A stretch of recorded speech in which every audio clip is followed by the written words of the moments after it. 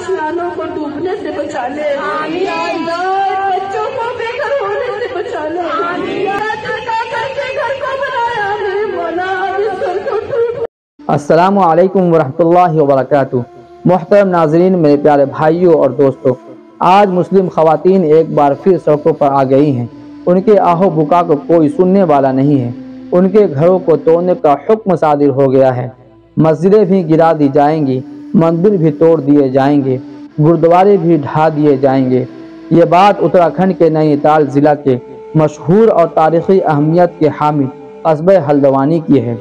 हज़ारों मुस्लिम कुंबों में खौफ व हरास का माहौल बना हुआ है, क्योंकि वहाँ के हाई कोर्ट ने मुस्लिम अक्सरियती इलाके गफूर बस्ती के 4365 मकानात को मुनहदिम करने का नोटिस जारी कर दिया है।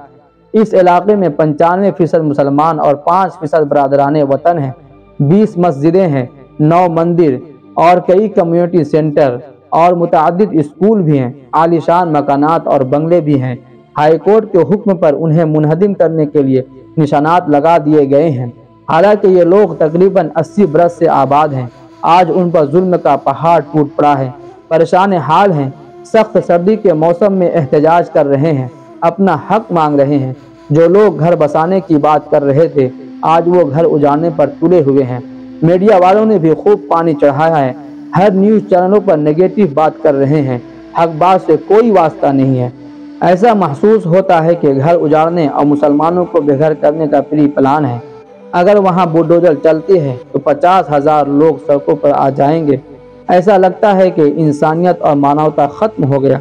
अदालत के फैसले के खिलाफ और अपने घर बचाने के लिए हमारी ख़वातीन एहतजाज और धरने पर बैठी हैं।